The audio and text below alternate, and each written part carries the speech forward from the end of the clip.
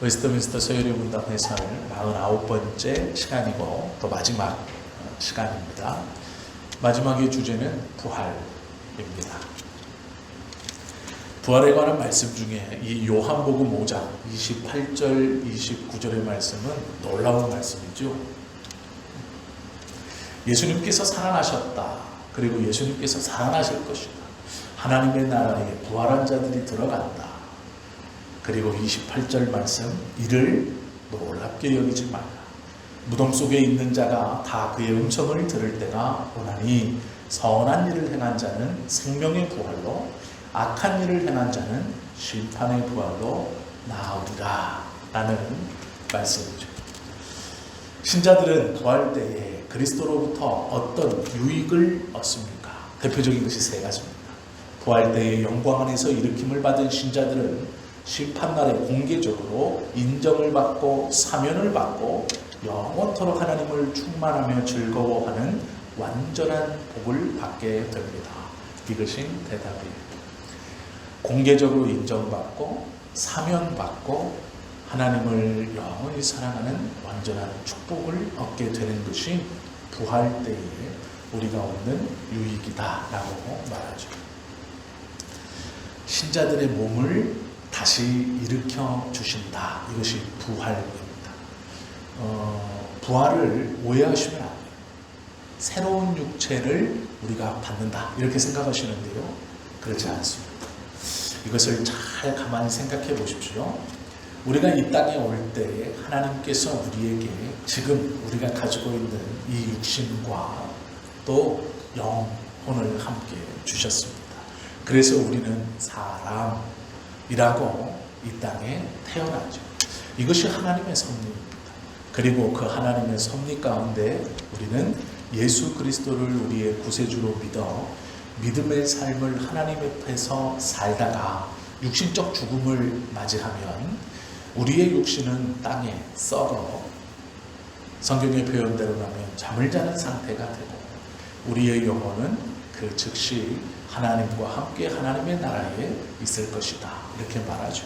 그리고 예수님이 이 땅에 오시는 부활의 그날 우리가 예수님의 부활보다 먼저 하나님의 나라에 있었다면 우리는 예수님과 함께 그 영광 중에 오시는 그 주님과 함께 내려오면서 이 땅에 있는 모든 육신이 그 소리를 듣고 일어난다. 이렇게 말하고 있죠. 부활이라는 것을요, 완전히 새로운 몸을 입는다. 이렇게 생각하시면 그건 부활이 아니에요. 창조입니다. 하나님께서 원래 주셨던 우리의 이 몸, 이것이 싹 하나도 남아있지 않고 전혀 다른 어떠한 것과 우리의 영혼이 결합된다고 생각하신다면 그건 창조라고 부르는 거예요. 부활이 아닙니다. 부활이라는 것은 원래 가지고 있었던 것이 죽었다가 이것이 다시 일어나야 부활이에요. 즉 죽었다가 살아나는 것이 부활이지, 내가 원래 가지고 있던 것이 썩어서 아무것도 없어졌다가 전혀 놀랍도록 새로운 것을 나에게 주셔서 내가 새 옷을 입듯이 완전히 새로운 육체를 입는다. 이건 창조입니다. 이 개념을 이해하셔야 돼요. 그래서 완전히 새로운 육체를 내가 얻습니다. 완전히 새롭게 우리는 우리의 지금의 모습과는 전혀 다른 모습으로 태어납니다. 다시 살아갑니다. 라고 하면 그건 창조예요. 오해하시는 겁니다. 그래서 부활이라는 것을 욥기 19장 26절에 보면 욥이 이렇게 노래해요. 나의 이 가죽. 이걸 말합니다. 욥이 자신이 지금 병에 걸려서 기왓장으로 박박 긁고 있는 그 육신이에요. 나이가 많죠. 왜요? 욥은 10명의 자녀들을 두었고 많은 재산을 이룰 만큼 시간이 오래 지나고 또 자신의 육신적으로 보면 나이들은 육신일 뿐 아니라 지금 욕창에 걸려서 머리끝부터 발끝까지 너무 가려워서 기왓장으로 긁고 있습니다. 그리고 그것뿐만이 아니라 나무를 태워서 그 재를 가지고 몸에 바르고 있어요. 아직 그 온기가 있는 재를 몸에 발라 조금의 가려움이라도 면하려고 하고 있고, 또 머리에 이렇게 발라서 하나님 앞에 내가 죄인이다 라는 것을 보이고 있습니다. 그 욥이 뭐라고 고백하냐면, 욥기 19장 26절에 보면 나의 이 가죽 이렇게 말해요. 나의 이 가죽, 이것이 썩은 후에 내가 육체 밖에서 하나님을 보리라, 이렇게 고백합니다. 나의 이 가죽, 이것이 썩은 후에야 내가 육체 밖에서, 이것 밖에서 하나님을 보리라 라는 것이 욥기 19장의 말씀이고요. 고린도전서 15장에 보면 이 썩을 것이, 이게 뭘까요? 이 썩을 것이 뭘까요? 욥이 말한 이 썩을 나의 가죽, 이 가죽, 이 나의 가죽, 즉 내 몸이에요. 내 몸. 욥은 이 내 몸, 나의 이 가죽, 이것이 썩은 후에 내가 육체 밖에서 주님을 보리라, 이렇게 고백했는데, 고린도전서 15장에 보면 이 썩을 것이 이렇게 말해요. 그러면 그때 이 썩을 것은 이걸 가리키는 거거든요. 이거는 당연히 썩는 거죠. 이건 당연히 썩어요. 그런데 이렇게 고백해요. 이 썩을 것이 불가불 썩지 아니할 것을 입겠고, 이렇게 고백해요. 이 말씀을 잘 생각하셔야 돼요. 원래 이건 썩어 없어지는 게 맞아요. 우리도 지금까지 그렇게 생각했습니다.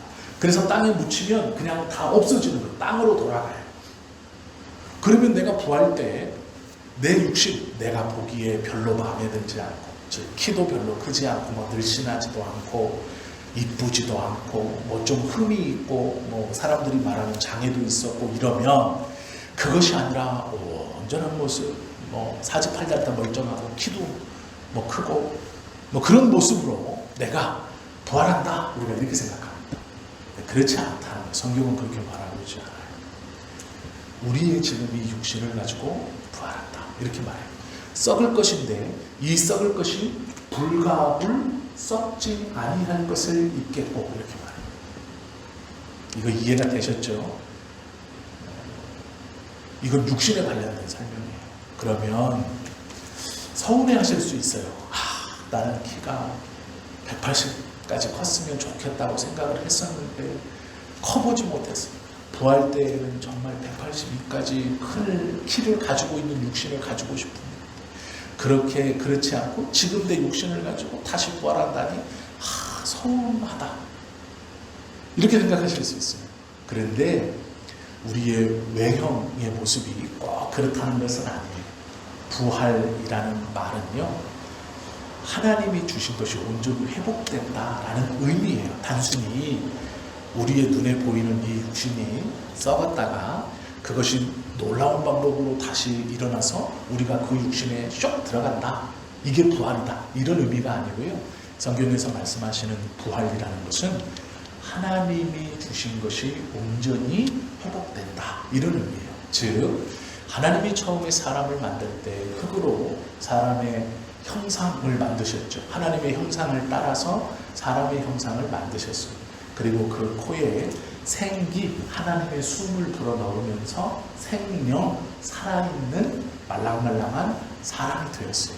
이것이 하나님이 사람이라고 부르신 거예요. 그래서 아담아, 이렇게 부르셨죠. 아담아라는 것은 시작이다라는 뜻도 있고, 조상이라는 뜻도 있고, 흙이라는 뜻도 있고, 살아 움직이는 인형이라는 뜻도 있습니다. 이 아담이라는 말에는 여러 가지 뜻이 있는데요. 그 뜻 중에 가장 정확한 것은 뭐냐면 처음이라는 뜻이에요. 처음.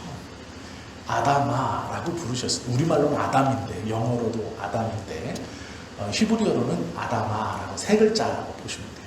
아담아, 이렇게 부르신 건데, 그걸 보시면서 부르신 의미는 처음이다, 이렇게 부르신 거예요. 이게 처음이 뭐냐면 하나님이 이렇게 만들었다라는 그 뜻이에요. 이렇게 만들었다. 그러면 부활이라는 것은요, 죄 때문에 망가지고 변형된 우리의 육신과 영혼이 다시 하나님이 처음 만들어주신 그 코에 하나님의 호흡을 불어넣어서 생명이 되게 하신 그 처음 모습으로, 즉 아담아의 모습으로 우리가 다시 태어난다, 회복된다, 이런 뜻이에요. 이게 부활입니다. 그런데 우리는 이것이 뭔지 몰라요. 왜요? 본 적이 없고 경험해 본 적이 없어요. 그런데 성경은 그 부활의 몸에 대해서 기록해 놓은 것이 있어요. 어디일까요? 예수님의 부활이에요. 예수님의 부활에는 여러 가지 특징이 있는데요. 우리가 생각할 때 예수님의 이미지는 코가 뾰족하고 얼굴이 이렇게 딱 눈도 크고 머리는 금발에 이렇게 장발한 예수님을 우리가 생각하죠. 그런데 예수님은 어디 사람이냐면 지중해 사람이에요.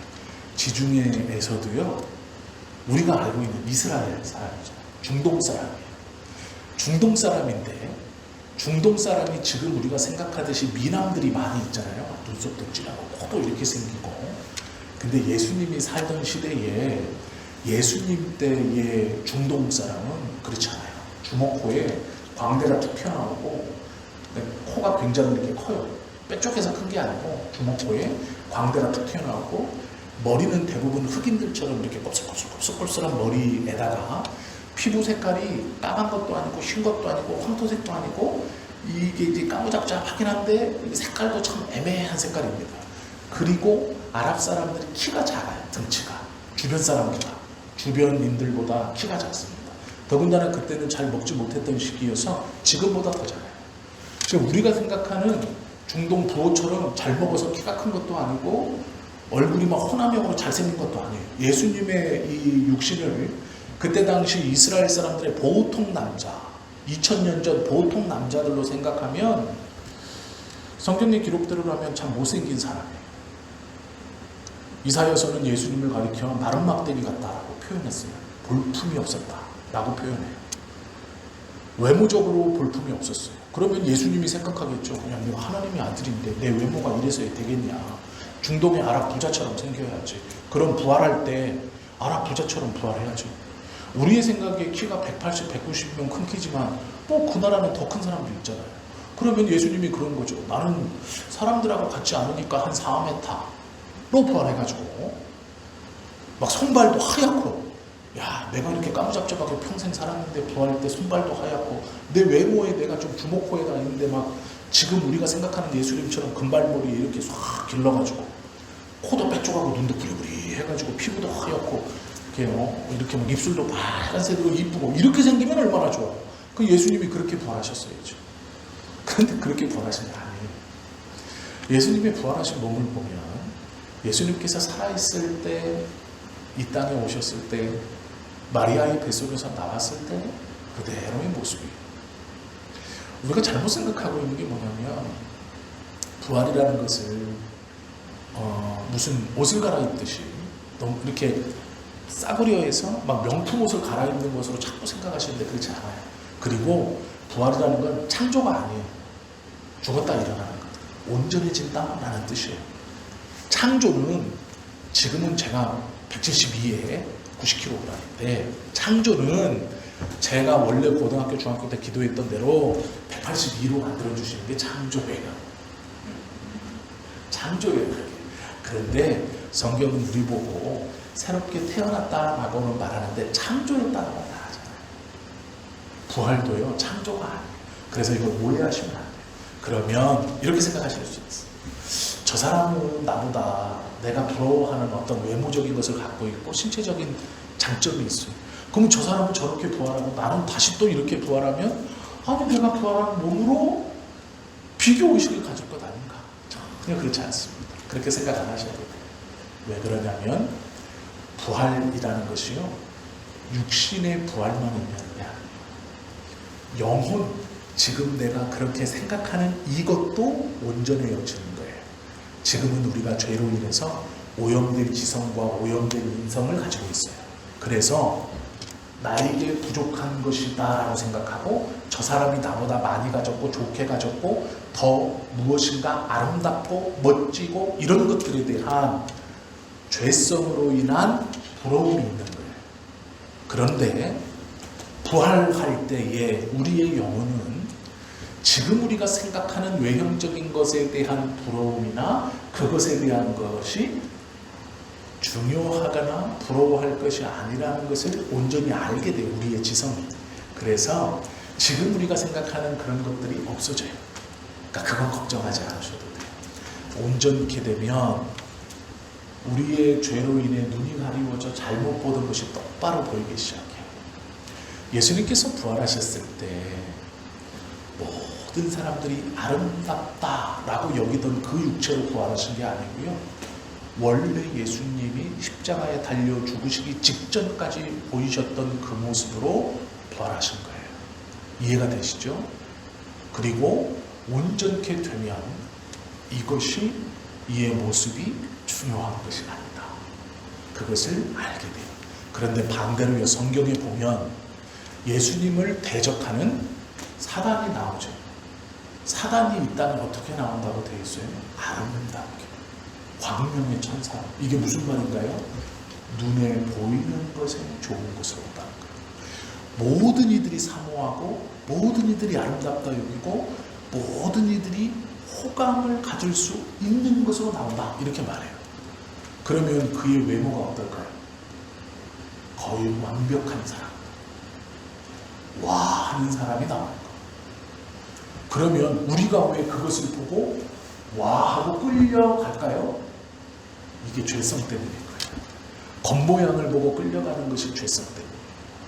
그러면 그리스도를 믿으면서 그 눈에 보이는 유혹에 넘어가지 않는 온전케 회복된 그리스도인들이 넘어가지 않는 것이고, 그것에 그 환경적인 것, 보여지는 것에 넘어가지 않는 것이고, 그 온전히 회복되지 못한 사람들은 내가 하나님을 믿고 있다고 생각했지만 그 보여지는 것과 외모에 와해서 간다. 사단이 그렇게 만든다. 이렇게 말하고 있는 거예요. 우리는 부활을 사모하죠. 성경에서 부활은 어떻게 말하는가? 이 부활은 분명히 있다라는 걸 우리는 믿어요. 첫 번째는 성경이 질문하기 때문이죠.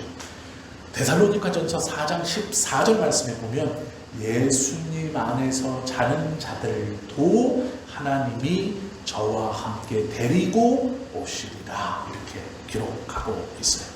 그리고 요한복음 6장 44절에 보면 그를 내가 마지막 날에 다시 살리리라, 이렇게 선언하고 있어요.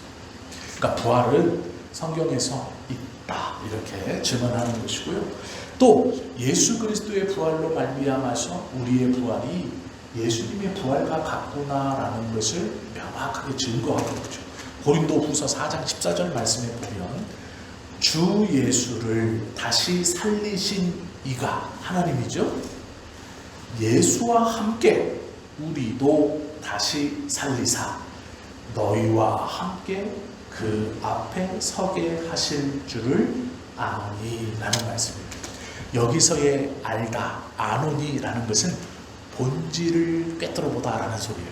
지금 이 말은 어떤 말이냐면 내가 이걸 소문으로 들어서 알아, 글로 읽어서 알아, 이거를 짐작해 보니까 여태까지 문제가 첫 번째 문제는 무조건 1 더하기 1은 뭡니까? 라고 나왔던 걸 한 100년 걸 내가 연구해 보니까 100년 동안 1번 문제는 무조건 1 더하기 1이었어. 그래서 101년째 되는 올해의 1번 문제도 무조건 1 더하기 1은 뭡니까? 라고 물을 거야. 이거 다 아는 거예요. 소문으로 들어도 아는 거고요. 내가 읽어서도 깨달아서 아는 거고요. 연구해서 본 것을 짐작으로 해서 아는 것도 다 아는 거예요. 그런데 문제는 뭐냐면 고린도후서 4장 14절의 문제는 그게 아니고요. 직관, 즉 이 관통한 거예요. 여기서 아노니라는 것은 본질을 꿰뚫어 봤다라는 거예요. 그래서 이 말씀이 왜 중요한 말씀이냐면 주 예수를 다시 살리시니가 우리와 함께 우리도 다시 살리사 너희와 함께 그 앞에 서게 하실 줄을 아노니라고 말하는 것은 하늘의 것을 본질적으로 알고 지금 선언하는 거예요. 이것은 경험이나 느낌이나 들어서 배워서 아는 게 아니고요. 그 상, 그 일, 그 형의 본질을 꿰뚫어 보는 거예요. 이 아노니라고 말하는 것은 이런 의미도 돼요. 내가 가서 보고 왔다. 이런 의미도 돼요. 여기서의 아노니의 뜻 안에는 내가 지금 바울이 여기 있거든요. 바울이 사는 시대는 여기인데 이 말 속에 서게 하실 줄을 안다라고 말했을 때 이 말을 내가 들어서 하는 것도 아니고 읽어서 아는 것도 아니고 배워서 아는 것도 아니고 내 짐작이나 경험으로 아는 것이 아니고 내가 그날을 보고 분명히 그 본질을 알고 와서 얘기한다. 이 말이 아노니라는 말에 들어있어요. 이 알다의 의미예요. 이것은 변하지 않는 진리입니다. 이것이 바울에게 본질적으로 아는 그 근원, 탁 아는 이걸 예지라고 해요. 앞에 것을 아는 것이죠. 바울이 지금 이렇게 얘기하고 고린도후서 14장. 그래서 이 부활이라는 것은 성경의 말씀에서 하나님과 예수님이 직접적으로 증거하시기도 하지만 그 예수 그리스도를 쫓아 믿음으로 행하는 이 바울이 또한 안다라고 말하며 선언하는 것. 그것을 안다라는 것이죠. 또 부활은 하나님의 공의와도 관련이 있어요. 하나님의 공의는 공평하시거든요. 우리가 육신이 죽어 영혼이 하나님의 나라에 가잖아요. 이거는 우리가 다 믿고 있어요. 영혼은 하나님의 나라에 간다. 의심하지 않아요. 그럼 육체는 썩어 끝난다. 이건 하나님의 공의에 위배되는 거예요. 왜요? 하나님은 육신과 함께 영혼도 만드셔서 이 육신에 하나님의 영을 넣어 우리를 지금 생명, 사람이라고 하셨어요. 그래서 사람은요, 이 육신에서 영혼이 뚝 빠져나가면 더 이상 사람이 아니에요. 즉, 영혼과 육신이 함께 있을 때 사람이 되는 거지, 영혼만이 따로 존재하면 사람이라고 불리지 않고 육신만을 따로 떼어서도 사람이라고 불리지 않아요. 이 영혼과 육이 같이 있어야 사람이 되는 거예요. 하나님은 영혼과 육을 사람이라고 창조하셨어요. 그러면 하나님의 공의라면 영혼에 대한 보상은 어디 있어요? 하나님의 나라. 그럼 육에 대한 보상은요? 그것이 부활인 거예요. 그래서 이 부활이 하나님의 공의와도 연관된다. 하나님이 공평한 분이라면 영의 은혜, 영의 축복인 하나님의 나라, 예수님이 오실 때까지 거하는 그 하나님의 나라, 육의 복을 부활, 일어남으로 하나님의 공의를 증거하신다라는 것. 그래서 이 부활을 거짓말이라거나 우리가 그냥 듣기 좋게 기분 좋게 하는 것이 아니라 성경에서의 증언과 그리스도의 부활을 통해서 분명히 우리로 알게 하신 것과 사도들의 증언과 하나님의 공의에 대한 증언으로 우리의 부활을 확실히 성경은 말씀하고 있다라는 거예요. 그러면 이렇게 물을 수 있어요. 어떻게 이런 일이 일어납니까? 육신이 다 썩어서 흩어져서 그냥 다 똑같이 땅이 됐는데 어떻게 이런 일이 일어납니까? 우리가 이걸 궁금해하실 수 있어요. 지금 과학자들이 어떻게 삽으로 이 땅에 삽을 해서 삽 한가득 탁 흙을 풉니다. 그리고 우리에게 그 한 삽 이렇게 한가득 푼 거를 갖다 주고 우리에게 이걸 분리해봐라 그러면 우리는요 겨우 한다는 게 뭘까요? 검은색 흙, 이건 좀 큰 돌, 이거는 벌레 사체 같기도 하고 이렇게 분리할 수 있어요. 흙을 쌓아놓고 아니 그걸 하라니까 방에다가 펴놓고 조금 이렇게 분리할 수 있겠죠. 특이하게. 그러나 그게 완전히 될까요? 안 되죠. 그러면 이걸 똑같은 걸 과학자한테 줬다고 해봐요. 원심분리에다 넣고요. 우리는 알지 못하는 방법으로 돌리면 처음에는 크기대로 분리되다가 나중에는요. 철분, 염분 지금 이렇게까지 다 분리해내요. 똑같은 흙 한 삽인데 우리에게 주고 야 분리해봐라 그러면 우리는 눈으로 보이는 것을 통해서 분리해내기는 할 거예요. 하라고 했으니까. 그러나 세세한 원소의 분리는 우리는 못해요.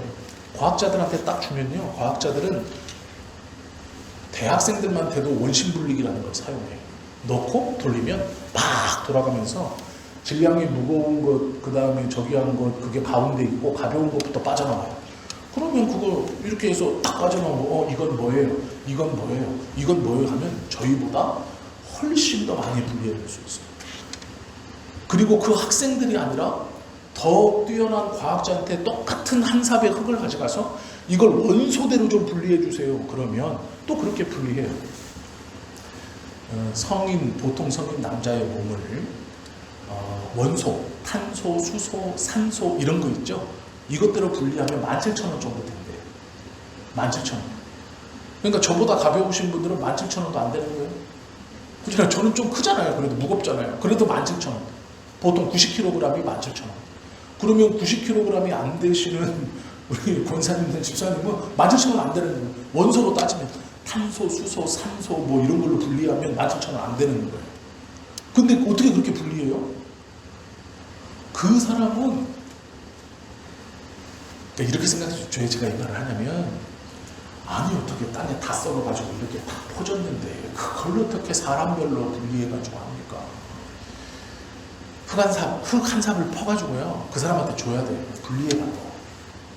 그리고 이거를 똑같이 과학을 하는 대학생들한테 주면요 또 다르게 분리해요. 교수한테 주면 또 달라요. 하나님 보고 그걸 어떻게 합니까? 라고 묻는다는 것은 말이 안 됩니다. 그러니까 하나님이 그걸 구별하지 못하고 분리해내지 못하신다? 어떻게 분리합니까? 그건 그냥 내 마음으로 생각하는 내 수준으로 내가 한 삽 떠서 분리해내면 그걸로 생각하는 거예요. 그러니 어떻게 분리하지? 이렇게 생각하시는 거죠. 그러니까 그 질문에 대한 무의미한 질문이에요. 어떻게 하실까라는 것은 무의미한 질문이다라는 거예요. 그러면 부활은 성경에서 말씀하신 대로 분명히 있을 것이고 하나님은 그것을 하실 것인데 부활의 상태가 어떻게냐 성경은 이것에 대해 질문하고 있는데요. 무덤 속에 있는 것들이 오늘 본문의 말씀을 들으면 다 음성을 듣고 일어나는데 두 가지로 일어나요. 선을 행한 자는 생명의 부활로, 악한 일을 행한 자는 심판의 부활로 나온다. 여기서 선은 하나님의 뜻대로 예수를 그리스도로 믿는 것, 그것을 행한 자는 생명의 부활로 나오고, 악한 일, 예수가 그리스도이심을 부인하거나 믿지 않거나 인정하지 않은 자는 심판의 부활로 나온다. 부활하긴 하는데 하나는 영광의 부활, 생명의 부활로 일어나고 또 하나는 심판의 부활로 일어난다. 즉 모든 사람이 일어난다. 예수 안 믿는 저도 살아나나요? 살아납니다. 그러나 부끄러움으로 살아나요.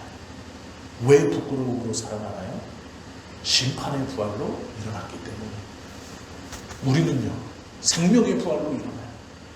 온전한 영원한 생명, 하나님의 축복이 선언되어지는, 우리가 하나님이 선택한 자라는 인정을 공개적으로 받는 자리, 그리고 나의 모든 죄가 사면됐음을 공개적으로 선언하는 자리, 그리고 예수 그리스도와 함께 하나님의 나라에 공적으로 들어간다는 것을 공개적으로 선언하는 자리, 이게 생명의 부활이에요. 그 부활로 일어난다라는 것이죠. 악한 자들은요 예수님께서 오시며 우리의 부활이 선언되어질 때 그들은 두려워 떨 뿐 아니라 수치스럽게 여긴다. 왜요? 그 심판을 제대로 올려다보거나 그 심판을 직시할 수 없어요. 왜요? 자기에게 선언되어지는 영원한 죄에 대한 결과가 선언되어지기 때문에. 그러나 믿는 자는 다르다라는 것이죠. 죽은 몸은 일어날 거예요. 그러나 우리는 믿지 않고 죽은 사람과 완전히 다른 것이죠. 우리가 영광의 몸으로 다시 일어날 것을 기대한다면 중요한 게 있어요. 지금 이 몸, 이걸 소중히 여겨야 돼요. 이걸 죄에 함부로 막 돌리면 안 돼요. 악한 짓에 함부로 노출시켜서도 안 돼요. 왜요? 이 몸이 일어날 거라는 거예요. 지금 이것은 쓰다가 버리고 새로운 것 이게 아니고요. 이것이 다시 일어나요. 이것을 소중히 여겨야 돼요. 비록 썩어질 것이지만 우리가 부활 때에 입을 몸의 원재료를 이거 하나. 하나님이 나에게 주신 것. 자기 외모를 비하하고 자기 키를 비하하고 남들과 비교해서 어떻고 저떻고 그거 할 필요 없다는 거예요. 그것이 중요하지 않다는 것을 알게 되기도 하지만 더 중요한 건 지금 나의 이 몸이 영광의 부활의 생명의 부활로 일어난다는 것을 믿는다면 지금 이걸 아끼라는 거예요. 소중히 여기라. 내 몸 혹사시키지 말고 이걸 천히 여기면 안 돼요. 나는 왜 이렇지? 나는 뭐 이렇지? 에이 이까지 뭐 썩어서 없어져 죽으면 그만. 그렇게 생각하지 말라는 거예요. 귀하고 복된 것으로 여기고 아껴야 돼요. 다치면 치료 잘 해주고 설거지하고 나면 핸드크림도 좀 발라주시고 햇빛에 나갈 때는 선크림도 좀 바르고 그렇게 하시라는 거예요. 이 몸이 귀중하다라는 거예요. 그렇게 막 함부로 하시지 말아라 그렇게 말씀하고 있어요. 왜 그러느냐? 전도서 12장 7절에 보면 육체를 쫓아서 그 주신 하나님께로 돌아간다라는 말씀입니다. 하나님 앞에 갔는데 몸을 막 썼어. 상처도 있고 막 함부로 그냥 그렇게 이제 어떤 의미인지는 아시겠죠? 그렇다고 아무 일도 안 하고 나는 귀한 몸이니까 야 설거지도 네가 해라 이런 얘기 아니에요. 지금 제가 그런 얘기가 아니고 귀하게 여겨라라는 것이죠. 우리의 몸이 영광으로 부활할 것을 믿으면 지금 이 몸을 하찮게 여기는 게 아니라 귀하게 여겨야 된다라는 것이죠. 우리의 몸에 어떻게 변화가 일어나냐? 요한계시록 7장 16절에 보면 저희가 다시 줄이지도 아니한다라는 거예요. 이게 뭐냐면 자연 법칙을 뛰어넘는 몸이 된다, 초월하는 몸이 된다 이거예요.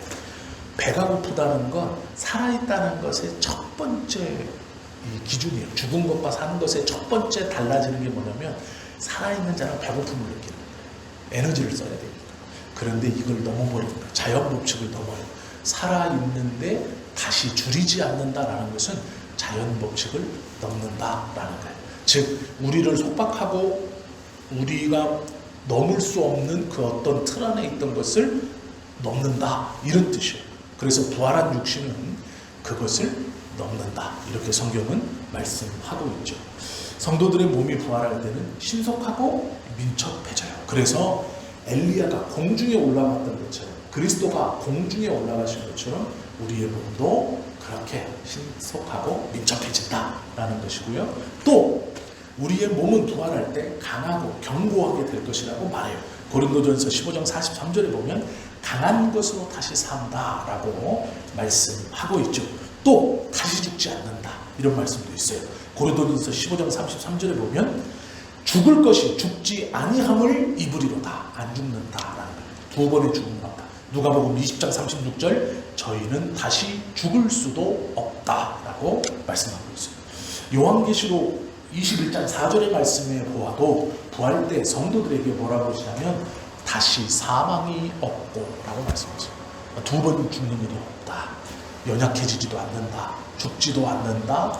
민첩해지고 신속해지고 강해진다 라고 말해요. 그리고 자연 법칙을 초월하게 된다라는 것이죠. 이것이 성경에서 말씀하시는 거예요. 심판주로 누가 오시는가? 요한복음 5장 22절 말씀 아버지께서 아무도 심판하지 아니하시고 심판을 다 아들에게 맡기셨으니 나를 변호하시는 지금 하나님의 보좌 우편에서요 언제나 우리를 위해서 기도하고 계시는 그 예수님이 나를 위해서 변호하시는 그 예수님이 심판주로 오시는 거예요. 그러니 우리는 벌받을 일이 없어요. 변화된 죄에 대한 책임이 없는 거예요. 그분은 지금도 우리들을 위해서 보좌 우편에서 기도하시는데 그분이 심판의 당사자가 돼요. 우리를 모를 리가 없죠. 잊으실 리가 없죠. 왜요? 보좌 우편에서 기도하시는 분이 심판주로 와서 우리를 잃어버리겠어요? 우리를 잊겠어요? 너무나 잘 알고 너무나 명확한 기억, 또렷한 기억 속에서 우리를 맞이해 주시는 것이죠. 내가 너를 알지 못한다면 그 예수님의 중보를 받지 못한 사람들에게 하시는 거예요. 이미 잊혀진 사람. 그러나 우리는 그렇지 않다라는 것이죠. 그리스도는 성도들을 위해 자신이 흘리신 피를 그 자리에서 내어 놓으실 거예요. 내가 너를 위하여 나의 피를 흘렸다. 걱정하지 마라. 나는 너를 잊지 않았다. 라는 것이죠. 그것이 심판날에 우리에게 있어진 성경의 말씀이죠. 마태복음 25장 34절에 보면 믿는 자들을 가리켜 뭐라고 그러냐면 내 아버지께 복 받을 자들이요. 이렇게 말해요. 구원받은 것도 복인데요. 진짜 복은 저기 있는 거예요. 이제 오고 있는 거예요. 진짜 복은. 우리가 구원받은 것도 복인데 진짜 복. 우리가 복이라고 생각하는 그 복 말고도 진짜 복은 오고 있는 거예요. 예수님이 심판주로 오시는 그날 뭐라고 말씀하시냐. 내 아버지께 복 받을 자들이요. 나오라는 거예요. 창세로부터 너희를 위하여 예비된 나라를 상속하라. 이렇게 말해요. 이것이 진짜 복이에요.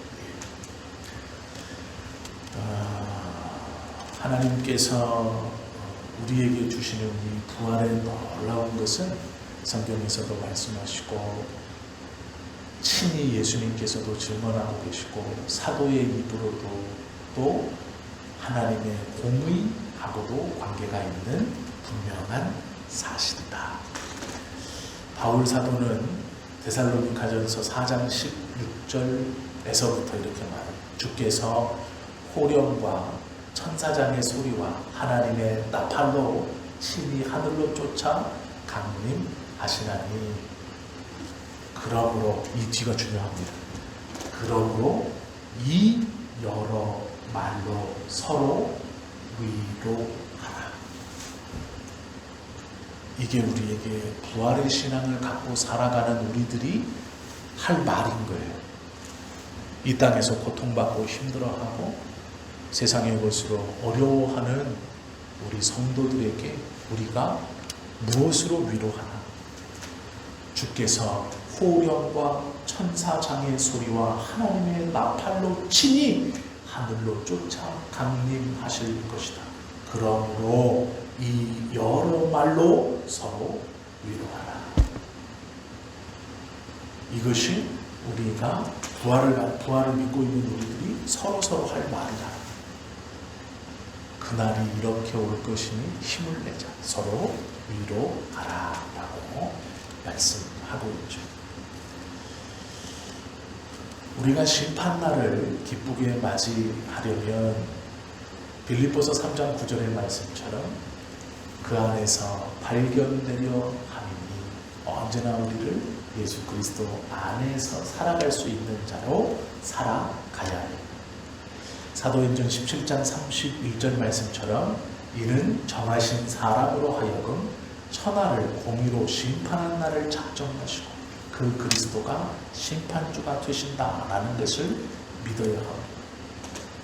마태복음 25장 21절 말씀처럼 그 심판주에게 우리가 들을 말은 잘하였다 착하고 충성된 종아 라는 말씀입니다. 그 말씀을 듣기 위해서 정말 충성되게 살아가야죠. 서로가 서로에게 이 부활의 신앙을 갖고 있는 우리들은 그 부활의 신앙으로 위로하고 권면하는 거예요. 그러기에 우리는 절망하지 않고 진짜 복을 기대하고 소망하고 기다리면서 인내하고 참는 것뿐 아니라 기뻐하고 즐거워해야 한다라는 것이죠. 그것이 부활, 성경에서 말씀하시는 부활입니다. 우리가 짧은 시간 이렇게 부활까지 말씀을 함께 나누었어요. 그래서 웨스트민스터 소요리문답 해설을 마쳤습니다. 기억나지 않으셔도 아무 상관없어요. 하나하나 다 기억한다는 것이 중요한 게 아니에요. 잊지 말아야 할 것은 있어요.